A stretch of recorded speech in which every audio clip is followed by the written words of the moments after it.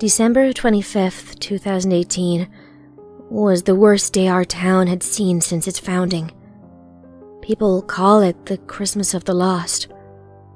My heart yearns to shatter just writing about it.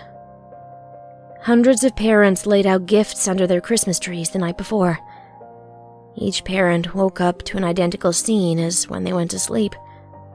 Cookies and milk were untouched.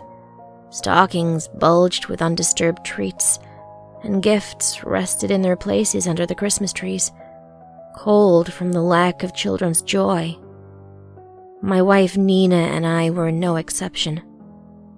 I remember us tiptoeing past our son's bedroom as we carried his gifts from Santa down the hall. Nina was tipsy on eggnog, and I had a bit of a holiday buzz going myself. We giggled and shushed each other as we stumbled through the house. It's one of my best memories because it's the last time we ever laughed together.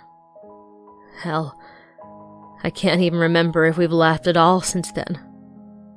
Ronnie was sleeping in his bed as he always was. I know this because my wife and I bickered about her going in there to give him a goodnight kiss.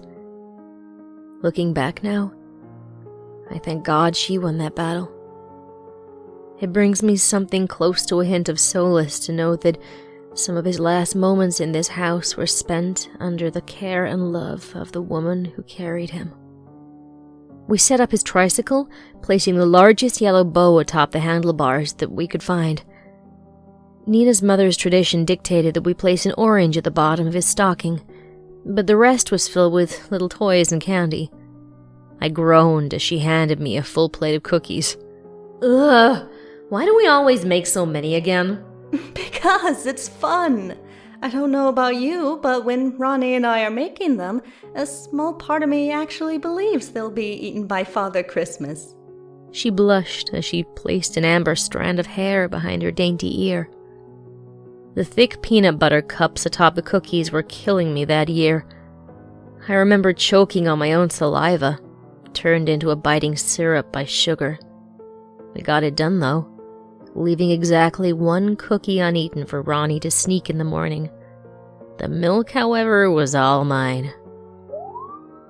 We awoke to the sounds of sirens and the sun shining through our windows.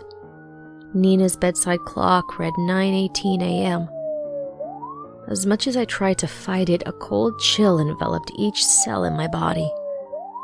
We knew something was wrong. It's not normal for Ronnie to sleep in past 7 o'clock, but especially not on Christmas.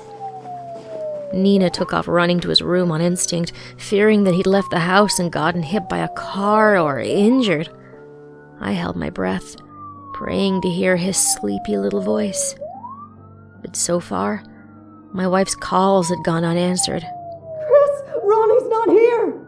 She yelled down the hall. What do you mean he's not here? You haven't even checked the living room. Chris, I'm telling you, our baby's not fucking here! She choked out through sobs. Her footsteps boomed through the house, and I heard the front door slam shut as she left. My breath started coming in faster and larger puffs as I tried to process the quickly unfolding situation. The robe I wore the night before was disgusting on my skin. Nothing felt right. It's like in that moment I already knew that the joy in my life was over. I just couldn't accept it. Thousands of scenarios invaded my rationality from the corners I'd done so well at keeping them hidden in. Each fear I've ever had as a parent that was always out of reach for someone like me was now all too tangible. When I opened my front door, I was met with an overwhelming number of sobs and wails. Dozens of people on our street were outside of their homes. Most of them were crying hysterically. Some wore blank expressions of shock. Others demanded to search every person's home on the block who didn't have children. I held my wife as she tumbled to the ground. An officer had told her every child in the county had gone missing Christmas Eve night. My brain fought with itself as to how I should feel. On one hand, hundreds of children kidnapped at the same time would be hard to house and even harder to hide. On the other hand, though, the irrational part of my mind told me that something unnatural had happened altogether, and none of us would ever see our children again. As the months went on and the seasons changed, most of the parents in town had reached the same heart-rending conclusion. Until this morning. Nina and I are still married. She got on this kick right away about wanting another baby, which I am fully against. First off, I felt if we tried for another child, we would be replacing Ronnie. Even worse, we'd be accepting the fact that he was never coming back. We didn't know that. I always held out heartbreaking hope that they'd find him, find all of the missing kids. Secondly, if something in this town was taking children, I certainly didn't want to give him a new target. Nina's screams woke me from my heavily medicated sleep. Chris, it's Ronnie! He's home! The covers are thrown in a corner of the room as I spring out of my now cold bed. Each step closer to my son fills my heart with a happiness I feared I no longer possessed. The long-lost and dearly missed sound of his voice stops me cold. Whoever is talking to Nina is not our little boy. His voice sounds low and detached, like it's being run through a voice synthesizer. My stomach heaves when I finally bring myself to finish taking the steps to his bedroom. A mutilated, mangled body lays in the bed that was once meant for our son. Don't get me wrong, he is alive and healthy. He just came back wrong. His face is a mingle of features that seem random at best. It was as if Picasso had genetically designed a human being and brought them to life. One leg is shorter than the other by 6 inches. His left arm is thinner and 4 shades lighter than his right.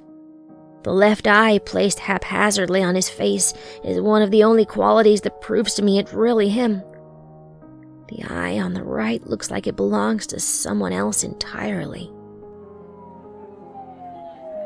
Once again, the street is thick with police officers, but fire rescue is here this time too.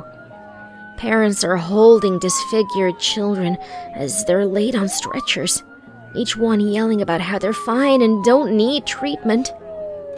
I caught eyes with the little girl who lived across the street from us, and I recognized one of them as my son's. Whatever happened, it's as if each child was put into a machine, had their DNA all mixed and randomized, and then spit back out. The children walk, talk, eat, and play like they always have. It's almost impossible to tell whose is whose anymore. This Christmas, I'm hearing whispers of a reckoning of sorts. The town leaders and religious figures have labeled these children, some of them their own, as abominations. I've heard that there will be a massive event to return the children to the melting pot from which they came. I'm writing this as a warning and for proof for Ronnie down the line to know that his moms love him, and they never regret a single thing about who he is.